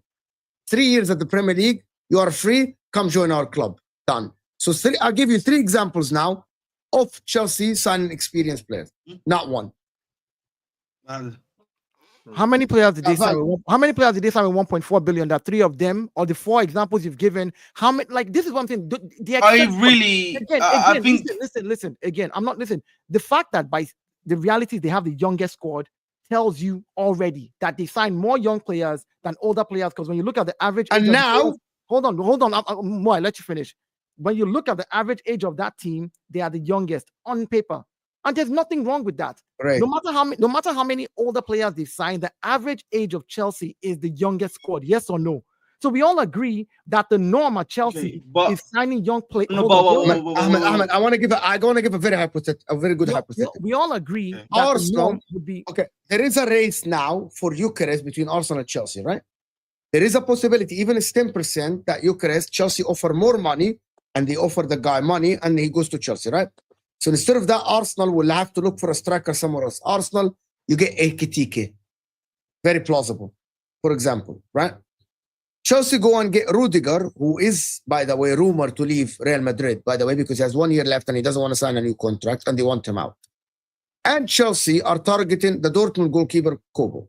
So I'm going to give you 2 examples here. Chelsea sign Rudiger, Kobo, or an experienced goalkeeper, or Manyan, for example, just 3, and sign Eucharist. Okay, that's their window over. And then the rest are players that we don't know about. Here we go, you, whatever. This thing again. Arsenal go, they get Rodrigo's not leaving Real Madrid. Xabi Alonso says he's not leaving. You try for Leao, he's too expensive as well, right? Who else are you targeting on the left winger? Well, right now that I'm aware of. No. Arsenal. Nico Williams is also Williams. Okay, you sign. I'm gonna give you the bet. You sign Nico Williams, I I like how your example, everything Chelsea went for, they got. But when it was Arsenal's turn, this is not happening. That's not. No. But I'm gonna tell you. Every year, bro. No. It's a hypothetical, man. I can explain to you. I can explain to you why. I can explain to you. No one is in for Kobo. No one else wants to buy Rudiger. There's only, for example, if I say Liverpool get Kirkis, is anyone else negotiating with Kirkis? Is anyone? Anyone else was negotiating with Frimpong? Why is the premise not? Why is the premise not? Every player that Chelsea wants, they go for, they get, and every player that. But I explained. I explained, but you didn't respond. I explained. Because I literally explained. I heard everything you said. I heard everything you said, though. But what you did say is, Chelsea wants this. Okay, Chelsea goes and signs Rudiger, and they get Rudiger. What makes you think that another team cannot go for Rudiger as well? If Chelsea don't get Rudiger, because as of now, no one else wants Rudiger. As of we've seen how the transfer market works. It's not today we've seen a player who everybody says, is going here, and all of a sudden, the last minute it changes. But your point is, Chelsea gets an experienced defender. Chelsea gets an experienced striker. They go miles above. Over the past, okay, no, I didn't say that. See, you completed the sentence. I didn't even say it. I'm asking. Dayo is not engaging with your hypothetical. Most whole hypothetical is, he's saying, hypothetically speaking, if Chelsea get all of these said experienced players and everything goes as all those 3 experienced players and it goes as swimmingly as possible, right? They're going to basically improve quite vastly and reduce the time that it takes for them to improve overall. I hear you on that. And then I went back and I said, the norm for Chelsea is not to sign experienced players, by the way. I think hold on. And that is evident in the fact that Chelsea has the youngest squad. So my point That was again, done in You one already- season where they They've done dropped that a before. billion No, pound. no. We did that. Aubameyang. Wait, no. My thing is, yeah, we did that. Yes, it over doesn't 2 matter seasons. when it was done. The Wait, point is, wait. do you have the Yeah, youngest squad? Yes or no? Listen, you're not Do engaging you with have the this. youngest We are squad? Yes making, or no? listen, I'm making the point to you. When we signed these young players, we signed them with the idea that they would improve with time. That's been happening over that's the what I'm last 2 saying. seasons to a stage where we are now in Champions League football. That should then the plan has to change after that, because you've now got a squad that's been together at least for 2 years, the vast majority of them, right? And See, then you now add the Dayo, quality. you literally led the chat to believe that I said something I didn't say. I never said that everything goes well. I never said that everything will go well. No. All I said- was asking you a question. I was asking you a question, Mo. You didn't But hear you what I didn't said. even let me finish. No, but hold on, I got something I got to throw in here, right? Because I may have been gone for a long time. Can I just finish my point, well, please? Yeah. I'm sorry, just very simple. We are establishing that if Arsenal get Eucharist and they get Rodrigo, they're going to be better than Chelsea, and by a far bit, because they're going to be there. It depends on who Chelsea get, but they're going to be there. The thing about it is that we know, based on the history, that when Chelsea go for players, apart from Olise, who said, I want Champions League football, that's why I'm going to Bayern Munich. They wanted Lavia, they got. They wanted Caicedo, they got. They wanted Enzo, they got. They wanted to keep Colwell, they got. They wanted Modric, they got. So I'm going by the history here, right? They wanted the player. They wanted Palmer, they paid the money, even though he was a youngster from Man City. I'm going by the history. For Arsenal, based on the history, you wanted Cisco. He said no. Maybe, yes, no, I'm staying, and he didn't sign anyone, right? I'm going with it. You wanted Rice, you got Rice. Fair enough. You wanted Timber, you got Timber. Fair enough. But also there are, with the striker situation, it's tricky a little bit, right? It's tricky because Chelsea, most like, based on the last, they offer more for the clubs. Eucharist, if Sporting Lisbon want more money and Chelsea will pay more, khalas, Chelsea will pay more. What can we do? They did it for a lot of other people. My point about this, what I want to prove is Chelsea with 3 players can close the gap because the people in the market are not a lot. There's not a lot of strikers in the market. And strikers is what Chelsea and Arsenal need at the current moment.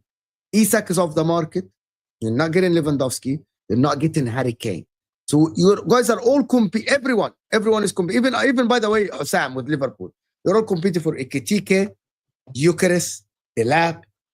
Who else? Is there anyone else that I don't know about? Osimhen. We know that Arsenal don't want Osimhen. Do we know that? We all know this. Arsenal don't want Osimhen. We all know that. I feel like no one wants Osimhen in Europe, bro. I'll be honest. Maybe he's got a bad my attitude. problem, Dayo, my point about this, all I wanted to prove, Chelsea with 3 experienced players will add a lot to their squad. And because Enzo Fernandez and Palmer and Caicedo and Colwell and all of them are already gaining experience by the year. It's Arsenal are as well. And I'm not saying that they're going to be ahead of you, but the gap is not as far as what people think. That is what I want to say. The gap isn't as far as you think, and that's what I wanted to mention, right? Like, I've been gone for a long time, but I've been doing this YouTube gay for a long time. In fact, I came on Husam's channel when he had like 2,000 subscribers, like, what was it? Like 5 years ago. I don't even know. A long time ago. And the same thing I hear from Chelsea fans now that was Arsenal fans' argument then. Arsenal fans are saying it's not valid. Or you guys used to say that you had the youngest squad in the league, and then once they got some experience, that they would progress. Have you guys signed any big major players other than Rice since you guys had the youngest squad in the league? No. Right? So you've gotten better over time, right? Players have grown into their positions, right? Saliba became Saliba. He was on loan for a while. You guys didn't even use him, right? So it has nothing to do with the fact that you went out and bought your way to your current levels, that you built it over time through your young players. That's exactly what I was telling Ahmed, though. Hold on. And Chelsea's doing that, has already done that. And so that they can gain on you and catch. And your squad is what? Aging, and you still aren't buying players to thicken out your experience gap. Again, it wasn't in comparison to Arsenal. I simply just said to them, you will have the youngest squad, which means that your goal as a club was very clear. You wanted this squad to grow together with a manager. And that's what apparently got you your guys' 5,000 step phase of success plan. Listen. Whether that's, I'm not comparing it to Arsenal. I was simply just telling Ahmed that.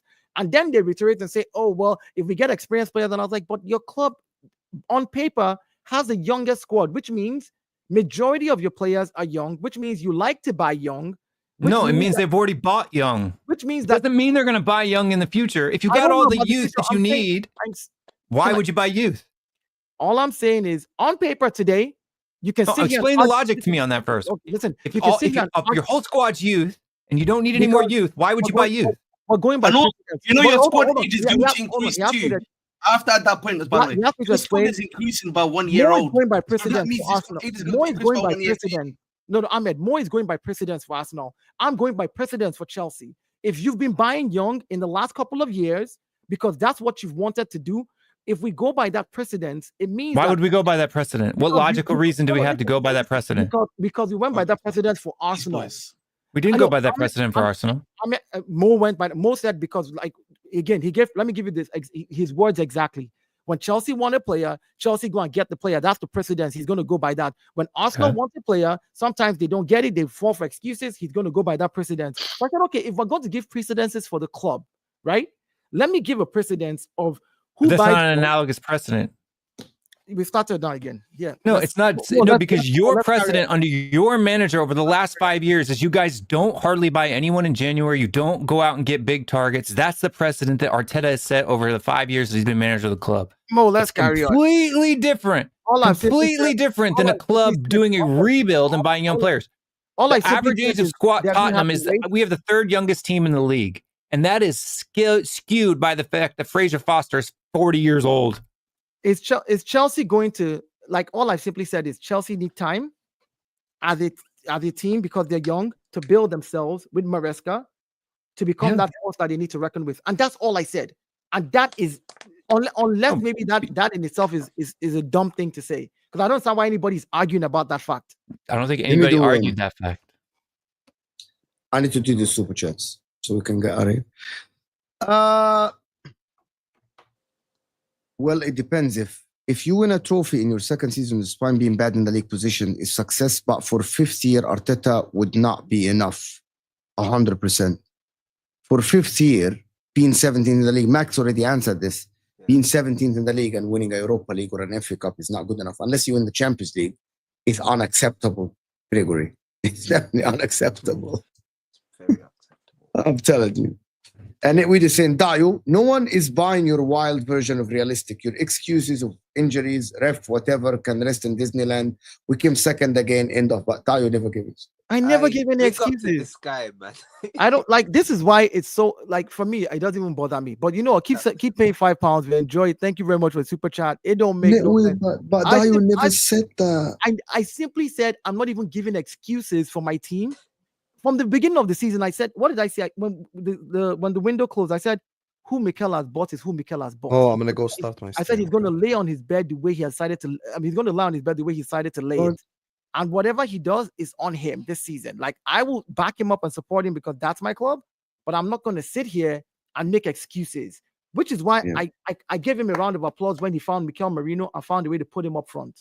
I was like, you know what? You did what you needed to do somehow, some way. You didn't win anything with it. I expected us to collapse. I expected us to be challenging for like the fifth position by now. But the fact that you maintained that, you know what? Kudos to you. I'm not the owner, but if I were the owner, you'd be out now. I'd get somebody else. But as a fan, I've got to support my club. So I don't make no excuses. But since you choose to listen to just respond and not to understand, it's on you, man. Netweed. He's a fan of yours. Man. Don't take it personal. He likes you. No, I'm not. I'm just me. This is how me I talk generally. Yeah, we're saying you would make a leading politician, Dayo, but this is football, a results business. Your blind support for Arteta has you lifting air every season. This is Netweed versus Dayo. That's kind of make you look foolish. Not gonna lie. Like, honestly, let's be realistic. I at the beginning of the season said, win or lose, I would change my manager after 5 years. Mo is here. He's my witness. No, I said if I were the owner, but I'm not the owner. And can I ask you? I want to ask you a question. It's different than Max. What I have done as an Arsenal fan is to pull my money away from the club. I'm not supporting the club in buying anything. I haven't bought anything this season. I haven't bought any paraphernalia because I'm like, I'm not giving my money to you to show my own sense of, you know what, I don't like what's going on. I want to ask a question about this before I go to the next super chats. Very simple. You said you would change your manager now if there is a better manager out there. Yeah. Okay, Max, Would you change your manager and try someone, even if it's not proven that he's better than Arteta? Yeah. He has to be better. Okay, let me give you. No, it let has me give to you be a winner. It has to be a It winner. has to be somebody who's better. That's somebody who's. So if there is no winner available, you wouldn't. You wouldn't get a but there is Husam. winners available. If there's They're no all winner available. Let me something to if there's no winner available in the sense that maybe if I go to Xabi Alonso and he says, or Zidane, and they say, look, okay. Let me give you an example, and they say, I don't want to leave where I'm at right now, and we agree on terms, and I can say, you know what, okay, can I agree on terms with you? Like, you know how Madrid and Alonso had that deal already? We knew that he was going to go there. Like, if somebody like that agrees to those type of terms with Arsenal, then I will wait. I'll wait it out. It's going to be one extra season as the owner, but you know, you don't lose. It's you're running a business. The only reason the Cronkies are still keeping Mikel Arteta is, I'll tell you this: Champions League semi-final. That's hundreds of millions. Hundreds of millions. But I'm saying I get your point. Of euros. Yeah. It's in euros. I mean, it's not even hundreds. It's like 70. So that is the problem. That is the problem with people. Is that plus or minus the people like the problem is they keep them because they you make have money. To define a better manager. Is it a manager that won a trophy? Would you take Ange? Glasner is better than Arteta, Mo. I would swap him. Oliver Glasner. He's better than him. No, he's the one from Crystal Palace. What, Europa League, FA Cup? You would swap Arteta for Crystal Palace this season now. I'm just saying he's better than him. That is a manager that's better than him. I want the proven, someone that is guaranteed. Conte, I think at this looks stage, like he's leaving Napoli. I take Conte right now. Go and get me I think Conte's a winner. Conte's a different man.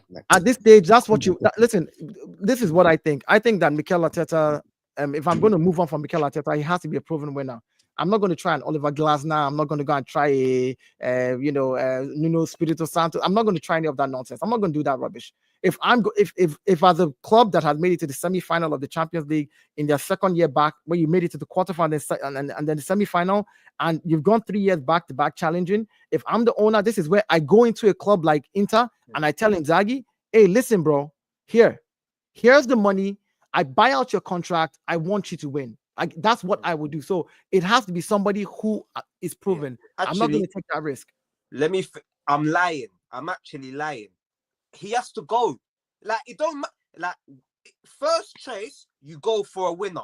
If all winners don't want to come, then I will take Glasner over Arteta, because Arteta is not going to win us nothing. He's shown he's not going to win. We've given him 5 years. So what are we going to say? Because we can't get someone else, we should just keep staying with Arteta, staying with him. No, his day in court has come and the charges are read out. He's a fraud and he needs to go.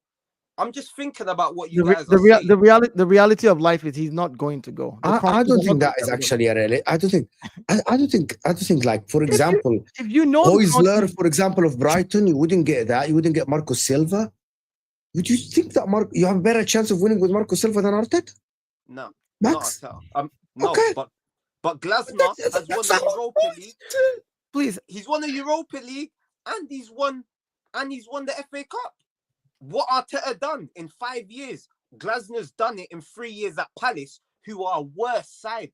They're worse. Did you know Wenger? Did we think Slot would come into Liverpool and win? No. Sometimes you have to take the risk. I'm willing to take the risk because I have no faith in Arteta. That's where I am at this moment in time. I have absolutely no faith. Glasner, you know, it's funny. I laugh when people try and compare certain other managers and say, "Oh yeah, look at his CV and blah blah," which is true, you know. But you also have to look at the duration of when these managers started managing. Oliver Glasner has been the manager for well over 10 years. Okay, very very good super chat. Before I do the rest. Would you take Unai Emery back? He's a winner. No. So why he's a winner? But he's failed. But it was never given the resources that Arteta was given. Unai Emery spent 72 million on Pepe. He spent 250 million in 18 months. He got the resources. Unai Emery spent 250 million in 18 months. Mikel Arteta has spent 800 million in 5 years, and everybody's making noise. This guy spent 250 million in 18 months. Let's not do that. If he was on trajectory to do 5 years with Arsenal, he would have doubled what Mikel Arteta has spent, or probably gotten up to the same amount. That's not true. You don't know that. You don't know. He's not the one you have a whole recruiting staff that buys regardless of what manager comes in. Oh, so now we don't know that when it comes to Unai Emery, but for Mikel Arteta, but he's the one who's the one buying the players. Because he said that to the media. We're like changing these things. Arteta himself. Arteta himself said what? No, don't misquote what he said. What he said, he pays for the players, he buys the players. No, he said I have a big say. I have a big say in the player that is coming. I have a big say in the players that have come in. A big say does not mean that I have the final decision. A big say, just like you said yourself earlier, you said stability is one of the things, not all of the things. He has a big say, not the final say. So don't sit here and then take that and make it the general term of the entire conversation and say, well, no, Mikel Arteta said that. Like he said, I have the final say. There's a big difference. Dayo, we don't know that he hasn't had this final say. We don't know that he has. So how can we then put that on him, though? Because you can look at this type of player that's come in. You can see there's this very specific Arteta style player that he's bringing in. It's been obvious over the last 5 years. Because he's the one. If you bring a new man, if we bring in an Ange Postecoglou now, do you think Ange is not going to want to bring in players that can play his style over time?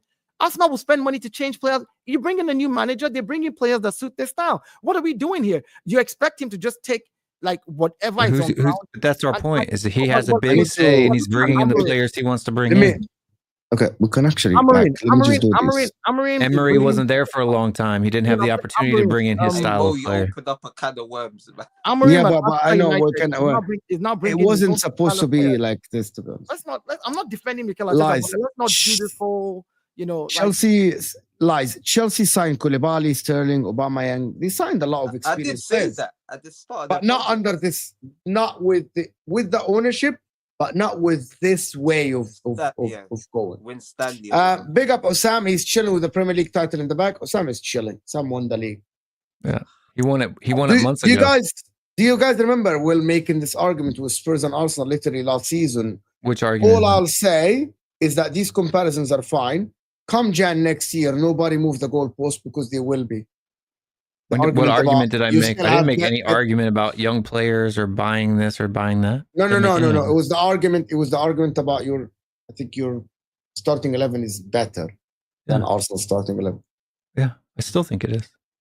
Player for player.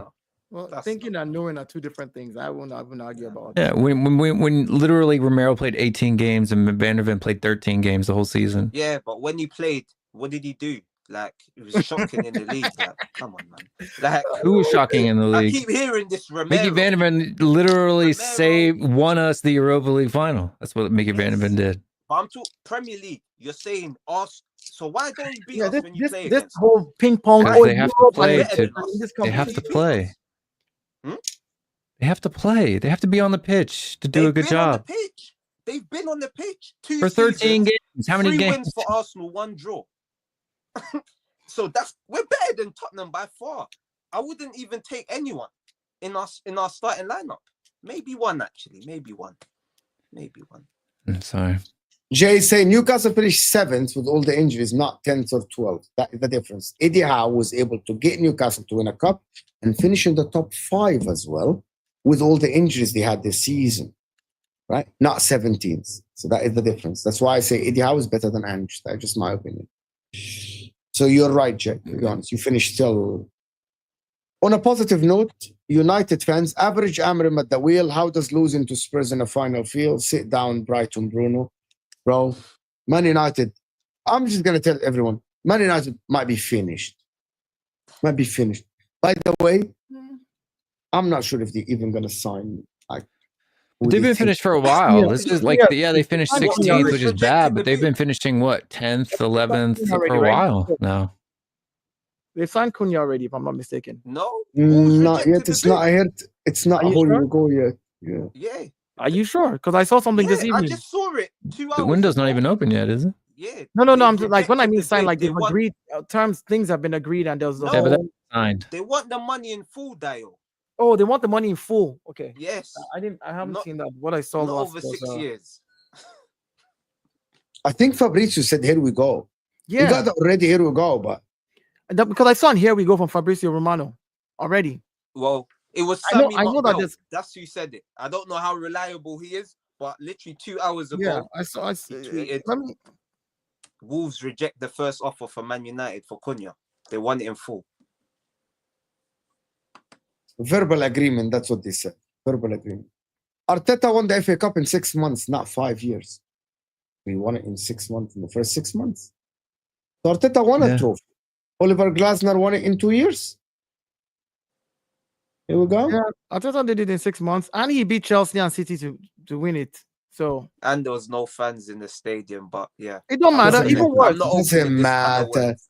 even But it worse. doesn't matter. It Fans doesn't in the matter. stadium. Like, what are we doing here? Why does it matter? It doesn't matter. No, That I'm means not that- saying that it matters, but That means that the Liverpool win that season too don't no, matter because now. they already It don't won the matter. league. They I know, already it won don't the ma- league. There was nobody in the All stadium. I'm saying, The I'm stadiums not are empty, so it taking doesn't nothing matter. away. One second, Dayo. I'm not taking nothing away from Arteta, but what he's done. But there's something is wrong. There's something wrong. We've only won a FA Cup in weird circumstances, and now there's What did that move? What is weird circumstances? My Spurs won. Hold on, there were circumstances. What A is lot it? of teams in our show play couldn't even barely fit full squads because of all the players that were out for COVID. We all know this. Don't play like it wasn't a big weird circumstance. So Arsenal played the same. Did Arsenal play with it? Did Arsenal play in a different planet that there was no COVID? No. Was No. Arsenal in a different planet? There was no COVID? Exactly. Like I don't But want it hurt how to you hit Yeah, the but smaller they- clubs that they Well, played in the Would cup. Arsenal allowed more subs in these games? One Oh, second. what are we no. doing here? Would Every team Arsenal- played under So COVID wait, rules. wait, Every wait. team played So under wait. COVID rules. There's So what are we Doesn't doing mean here? that it affected facts. everything Facts the of same. facts for everybody. What are we to doing show here? you that What are we doing here? during COVID, home teams were losing more games in history and more injuries than ever before. So that is weird circumstances. Excuse me. COVID was a weird circumstance in itself. First and foremost, the whole world was dealing with all of this. Yet you still had teams. Hold on, you still had people who said, the games must go on. We have to find a way for these things to go on. They could have shut down the entire game. Go look back at history when the Second World War happened. They stopped the league. The league stopped for that year. Everything was put on hold. Max, by the way, they didn't give the City players the vaccine and not give the Arsenal players the vaccine. It's not like that's not what I said. Listen. I know. He won the trophy with no fans in the stadium. It don't matter. Listen, my point players is, literally said no fans in the stadium. Listen, affected their performances. But you guys are acting like Max. So what? But it was the same for City and Chelsea as well. Was it different?